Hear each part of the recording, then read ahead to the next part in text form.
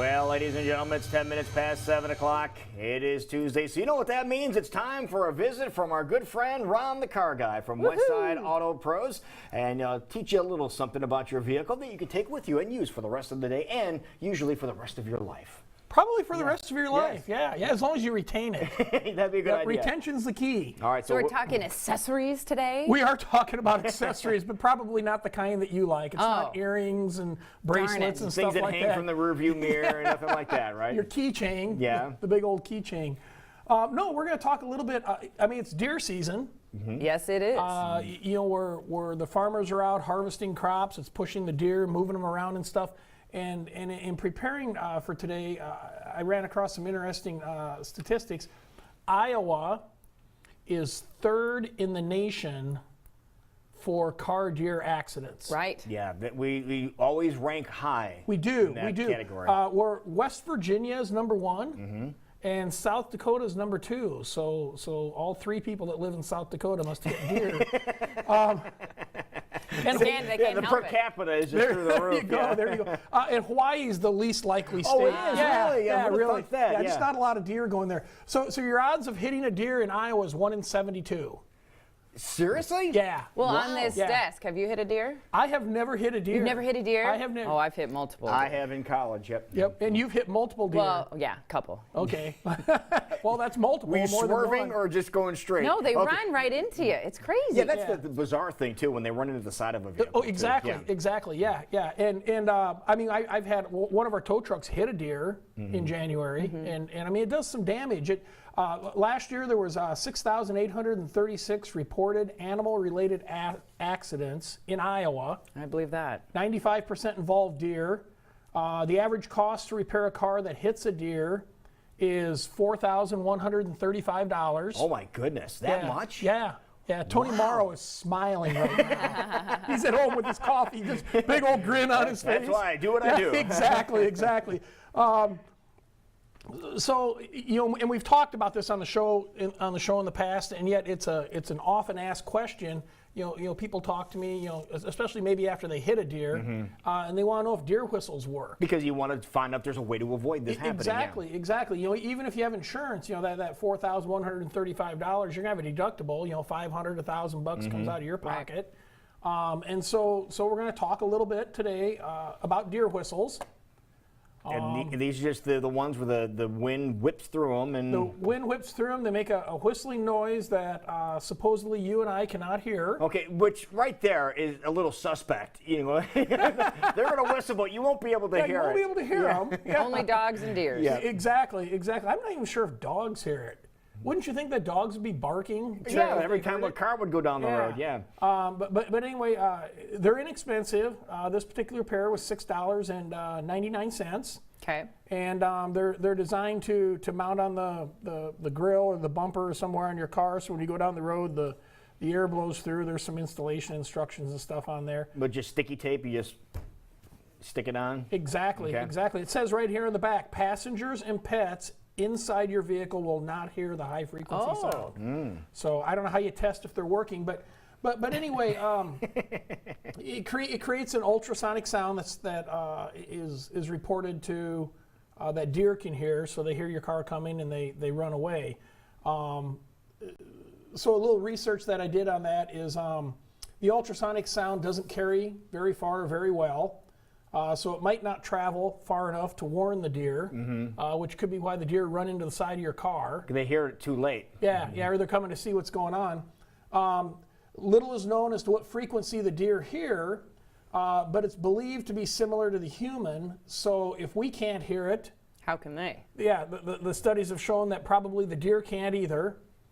And this isn't meant to be negative against deer whistles, but you know these are the facts. This is stuff that some of the universities have done studies and come up with these conclusions. If many cars had this device and the deer could hear it, they would get used to it and ignore it because all the cars going by would be making, you know, you get used Like to everything else. Exactly, exactly. If it was proven, if these were actually proven to work, my guess is the auto manufacturers would have them incorporated into the car. Some type when of they build design. it. Yeah, it would be molded into the grill or something like that. Right. Because they're all about safety. You know, we've got the airbags on the system, you know, the car and the side airbags and the 5-mile-an-hour bumpers. I mean, they're putting a lot of safety devices into cars, and so that's my opinion, is they would probably incorporate these if they knew that it worked. We've got anti-lock brakes, all the other safety stuff.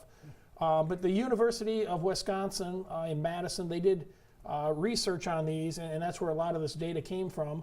And they concluded that it's unlikely that these actually do work. Okay, because that's another area where there's a lot of deer car Exactly. exist. Yeah, they had a lot of area. It wasn't like the University of Hawaii did it, Yeah. you know, and said, well, let's go road test them. But some things to keep in mind. You know, if you do have these, you know, I've got a brother that swears by them. You know, he used to hit deer, you know, almost every year, and he put these on. He hasn't hit a deer since. So, you know, for $7, you know, give them a try, put them on your car, see if they work. I mean, if you believe in them, you earn out a whole lot of money. But one thing that we do see when cars come in that have these mounted on the bumper is if you look inside of them, there's oftentimes, you know, bugs and debris and stuff stuck in there.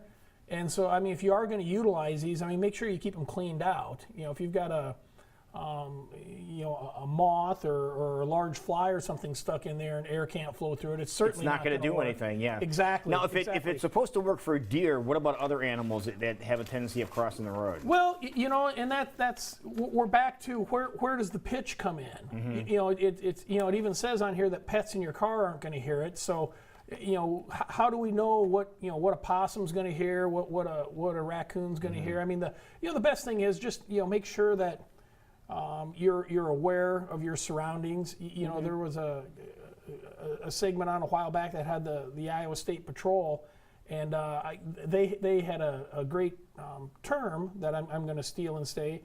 He said, "Don't pay attention where you are. Pay attention where you're going." Right. You know, and that's, you know, that's probably the best advice out there. You know, look ahead, don't look at where you're at, and certainly we have a lot more distractions now than we ever had. People are texting. True. And You just don't want a false sense of security. Yeah, you don't wanna put- you still want to make sure you're being aware as you're driving. Exactly. That's a perfect way to put it, Jackie. You know, don't put these on and say I'm not going to hit a Yeah, deer. I'm good now. Fine. Yeah, so I don't have to pay attention. You know, and all of a sudden I got the raccoon whistles and the possum whistles and stuff like that. It's a lot of whistles on the bumper. Somebody's car with a whole line of different whistles across the hood. Well, and this wasn't even limited to the University of Wisconsin. There was also the University of Melbourne in Australia did a study. Well, they have a deer problem in Australia? Well, they did a study on a device that looks very similar to this. Oh, the the hopper kangaroos, stuff. yeah. It's called the Hopper Stopper, and those are sold in Australia.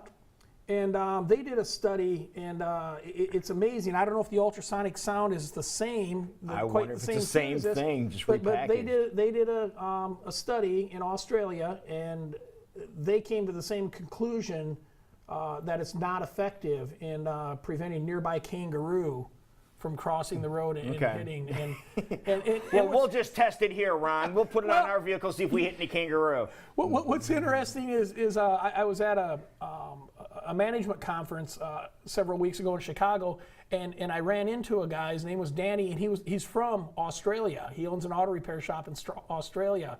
And so in talking to him, I had two questions that had been on my mind, because we had talked about the Hopper Stopper before.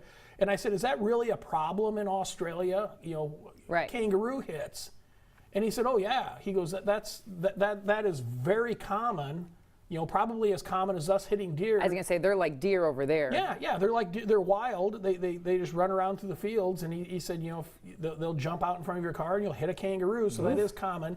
And then the other thing, and this has nothing to do with anything we're talking about today, but I asked him if the toilets actually spin the other way, and he confirmed that It they does. did. Yeah, he said that is true. So. See, you learned a Hard-hitting couple of questions things. here, So answered. my Australian friend Danny certainly came through and answered some lifelong questions for me. Perfect. Well, Good. for the answers to these and many other questions, you can just get a hold of Ron the Car Guy at Westside Auto Pro, and there's the number, right?